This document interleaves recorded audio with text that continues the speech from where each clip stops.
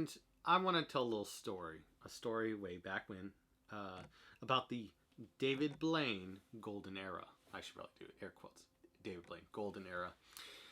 And this was the era around, I would say, 2005 to 2010. The year was around 2005 to 2010. Just that era. Or let's say 2000, even 2005, you could say that. Magic was on the rise, and David Blaine was, and so as was Chris Angel, and a little bit David Copperfield, were all presenting magical pieces. But David Blaine was really on the rise during that time. And he was doing some impressive magic, but just mostly easier to intermediate level stuff. Though he has a giant skill cap, and he is an exhibitionist in both his magic and just his large events in particular. And for the easier to medium level material, and they were just fun pieces that have powerful impact and just easy to present and to get the reactions of the audience, which he sold the reactions beautifully. There was a growing number of disbelievers, haters, and just different levels of people who did not believe or believe they can imitate. They believe they can imitate his performance and replicate it, or do it even better than he did it. Hence, me and the generation of magicians. Why I was really influenced by David Blaine, outside of just saying being semi-arrogant, saying I could do that, yeah, I can mimic it, when I was first learning magic many years ago, is that it also inspired a bunch of magicians to do it as well. So you could also call it the golden era of magic, or the revitalization, renaissance, whatever you want to call it, because he brought a bunch of magicians from more so this era than I have seen in the years to come, or noticed, because even before I was a member, I was observing even more than that from the years before. It was just a lot of magicians wanted to go into the junior program, and at that time it was very, very rigorous to even enter.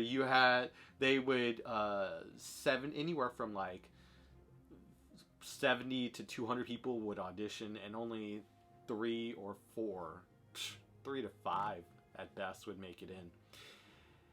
And you would just have this group of just the finest magicians, and a lot of them, again, were really inspired by that David Blaine golden era. And what it means to me in the modern day, I give my thank yous for Blaine helping to inspire me to grow my magic, and knowing that just, easier to medium level effects, but with a good, simple presentation, and choose good selection of tricks for powerful impact, can be all that's needed.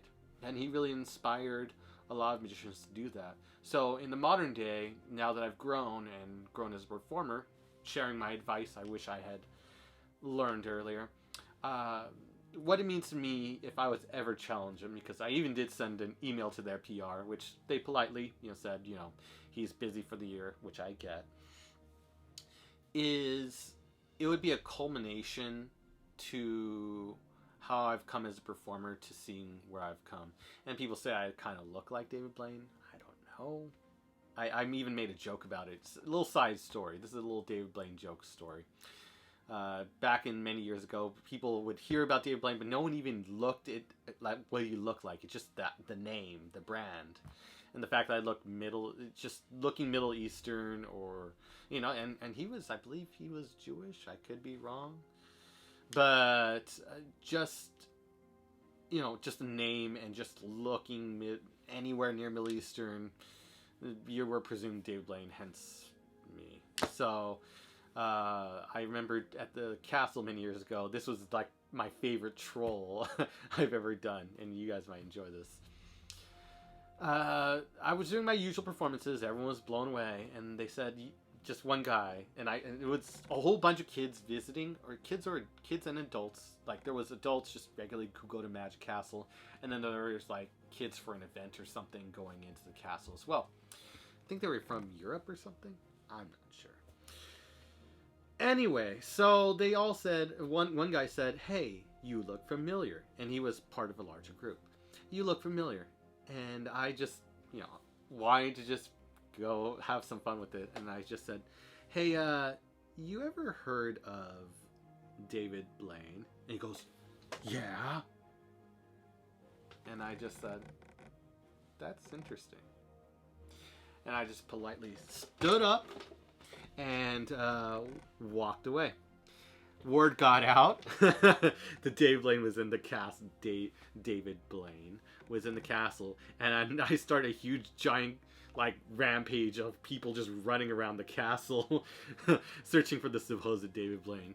And I was just hiding out in Irma's or just casually watching the rampaging kids going loose, which is kind of fun. Just getting that rumor going.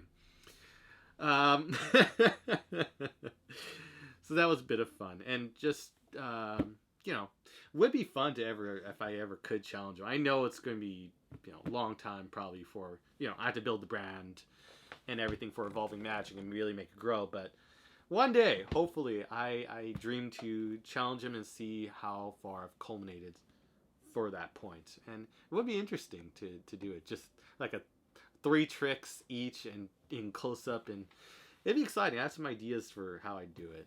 It'd be enticing. But in the meantime, keep believing, keep practicing, and keep being the best you can be. And if you haven't checked out this video or this video yet, definitely check it out, and see you in the next one.